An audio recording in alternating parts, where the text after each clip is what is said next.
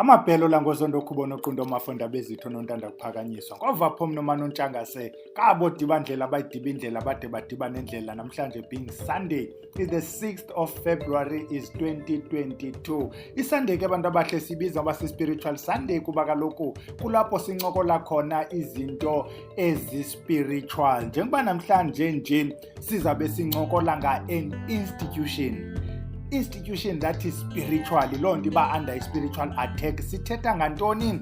Sithetha ngomtshato bantu abahle, even though le nto yethu i-indirect le nto kuncokola ngomtshato kuba sincokola ngokuthi umntu lo ongumama tatandini uyacelwa kwezihlwele zakokwenu ukuthi abantu bakokwenu bamamkele bamngenise nanku umntana semzini, kanti naye uyacelwa kwizihlwele zakokwabo ukwenzela abantu bakokwabo bakuthande bakwamkele njengaye umuntu ozaba ngumkhwenyana kweli khaya le ntombi ekhuliswe okanye ekhulele kulo. Yacelwa ke le nto bantwana bahle, the intention kukuthi nje basimcela nje lo sisi sihambe side siyoba yintoni, yindoda nomfazi, umyeni nenkosikazi. Sabe sincokola ngaloo nto ke namhlanje, ukucelwa komfazi okanye umfazi oceliweyo esihlweleni ngumba obalulekileyo. We believe ukuthi it can be one of the cornerstones zokwenzela uba le mitshato sinayo ingahambi ibe zinto ezikrwaba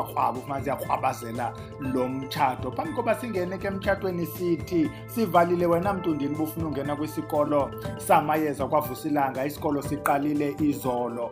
Wena mntu odwa wawubhalisile kodwa wafumana nto nje basesivalile, akukho communique, akho message uyifumeneyo wena, akho WhatsApp group ofakwe kuyo, sikhangele sizokwazi uba sikulungiselele ungashiki. Sesiqalile ke into encinci izolo, asizuyitsala ke sibe sisenza umsinandozele babe abantu befuna ukutshata. Masingene kuyo ke into yasemtshatweni, into yokucelwa kwakho mamandini, nabo uzube mhlemane uzilungisa ukwenzela uba lo bhuti abone uba nanku umntu emandimcele. Masingene ke kuyo sithi umfazi oceliweyo esihlweleni. Ngokwakudala abantu abahle izinto zazingahambi njengangokuba kaloku ngokwakudala yayingabi nguye umfana ozibonela intombi. Yeba ngabazali bathi xa bedibene emva kokuba unyana wabo ebuyela esuthwini bathi oyena mntu onofanele kuba yinkosikazi kabani ngubani, bahambe abazali ngokweeprocesses zelo xesha. Asizuyithetha ke ngelaa xesha kwakusithiwa umntu uyahamba ayobiwa, uyayibona laa nto ukuthi uyothwalwa, uhambe kuyocelwa kudibana amakhaya, umntana aphele ephathelwa nanku umntu azomtshata. Yayibona la process, it was done deliberately because kaloku le nto kukudibanisa amakhaya, ngamakhaya ladibaniswayo, nina ningabantwana. Yiloo nto nomfazi lo bekusithiwa ngomfazi wakho, ngumfazi wasekhaya, ubusitsho xa uchazela abantu ngumfazi wasekhaya.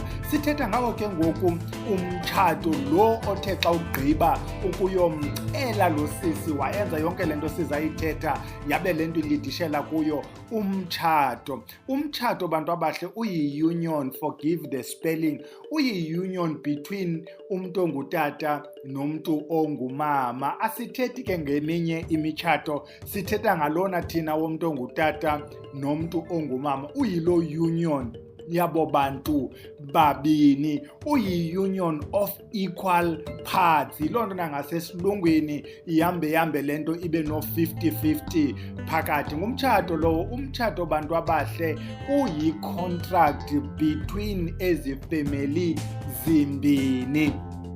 Yeka nje uba le nto sesiyiredyusa to i-contract between abantu ababini.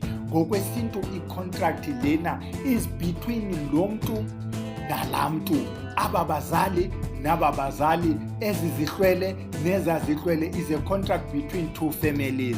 Uphinde umtshato lona bantu abahle is a contested space. Umtshato is a journey. Umtshato ucontested.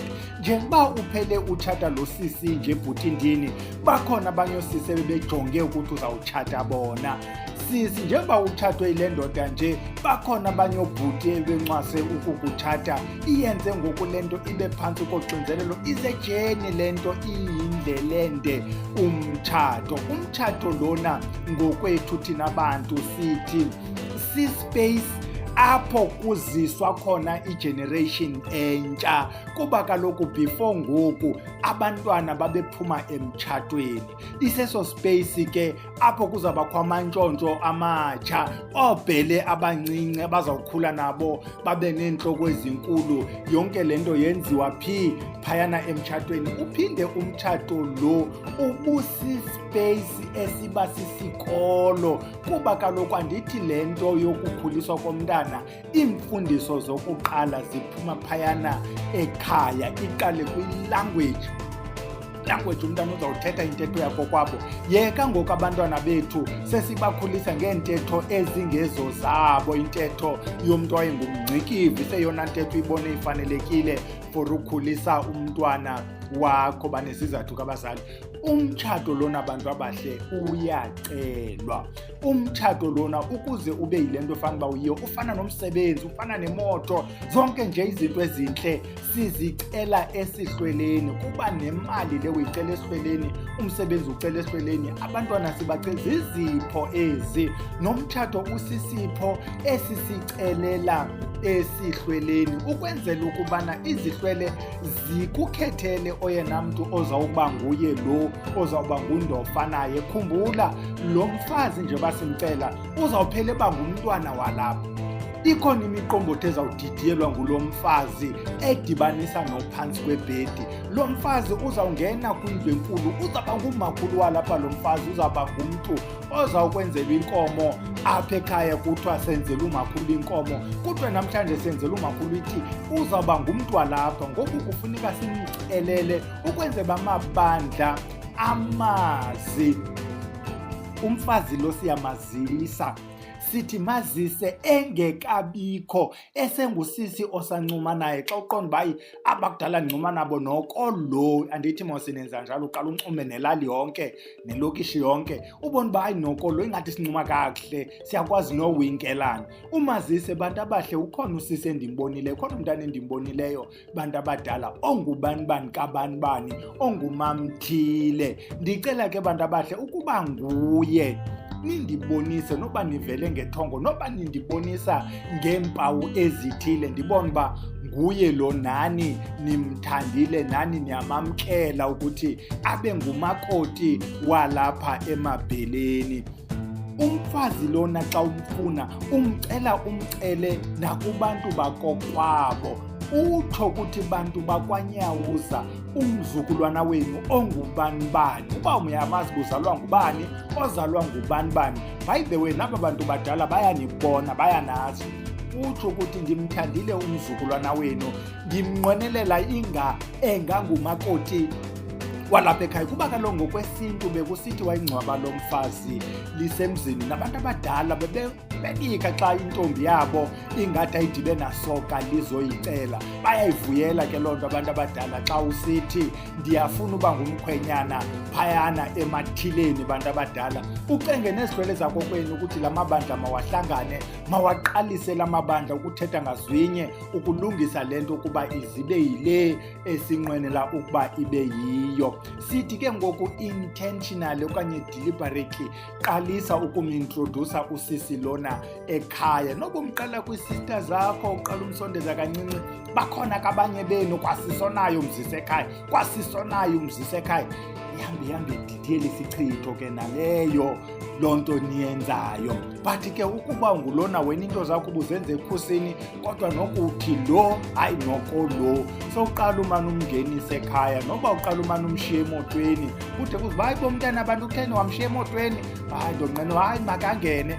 Uyaqalisa uyamngenisa. Le process yokuintrodusa lo mntu nalapha kweli bala lakokwenu, apha phakathi kwekhaya, ude ngelinye ixesha akukhaphe naxa usiyobona omakhulu, ude umchaze, makhulu nantsi ke le ntombi bendithetha ngayo. Utsho phaa kumadla koomakhulu, obviously awuzumsa kumaxhanti mos, kodwa kwiindawo zabantu bakokwenu umane umsana koodadobawo nankulo sisi. Xa seniyibona uba le nto yenu iyadidiyeleka, iyavuthwa mani le nto ingathi izentweni le nto, nikekelela noko ukuthi idiyoba ngumtshato le nto, qalisani iprocess yokuremove ibaggage bantu abahle. Phungula la mahlahla obunawo, andithi uthe ukhethe lona ngoku basuse ke ngoku abanye ekaleni kwakho. Sisi, now start doing the same. Le process ke yokucleanse ibaggage is not only about ukususa omakhwapheni, it's also about ukuzicleansa together. Abanye at this stage they start ukuhamba kunye naxa besiya kokhohlela esingeni, bayahamba botshitshiliza ezitulweni. Hayi tata, sithe masizohlola kunye singabantu abacinga uba singazimanya, okwangoku sicinga sikulonto, sizama ukuba sizohlolwa sijongwe ukuthi ithini into around thina, kuhlolwe ukuthi hayi wena utata omkhulu wakho uthi into ethile mayithi, hayi wena ulandelwa impundulo ezihamba ithi umzekelo. So xa niyohlola kunye, nicleanse kunye, nilungiswe kunye, ukwenzela ukubana even though ningekayiqali nje le contract, le union, niqalise at a spiritual level ngokuba nibe ngutata nomama abalungisa izinto kunye. Ingapheleli apho ke mntana omhle, sithi follow through man. Ungapheleli nje ujikeleza osiyazi nokreceba nosisi wabantu bumjikelezisa umtyeli ixesha yide ufike kwinto yokuyichaza kumawenu ukuthi tata, malume, abo bantu bazayokumela. Ndibone intombi yasemathileni, ndicela noko niyondicelela yona. Xa seyenziwe ke loo nto, bayenza into yabantu abadala yokudibanisa la makhaya, umtshato lona uyakhuselwa, umtshato uyaqiniswa. Lo mtshato kaloku sithe uzawuba phantsi koxinzelelo, so udibaniseni ke ngokubana niwuhlanganisele izinto zokuwukhusela.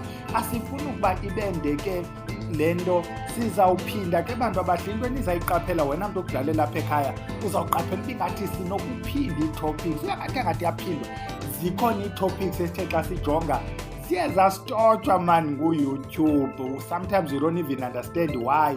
Naxa ubhalile bekhala nge-content ethini, andiyazi basiva njani esisixhosa bathi content ayihambelani nabo, andikho sure. But ke ivaliwe nalena besiyenzile ukucelelwa komfazi esihlweleni, but we've changed it a bit. Besikhe sayincokola into ekumila kunje, ungathi xa uyoyijonga uzawufumana uba isekho, isenovela kum ingaveli kuwe. Ubuninzi bevideos ke sibone sezinezikhalazo ngenxa ye-content. So all of them ke we are going to redo by adding another dimension, by changing i-angle yonke nje loo nto. Nantso ke besiphethe esithi masakheni la makhaya ethu ngokulungisa imitshato. Sithi xa ikhula le mitshato sikhulisa abantwana abazawulandela isintu, inkcubeko yethu, singaba bantu bamnyama. Singathatha abantwana siyobafundisa izinto zamaBuddha namaHindu, ezi zinto ingezo zethu. Masiyekeni kilale siyodibana kwanovenkile, my friend, ngoMvulo. Camagu.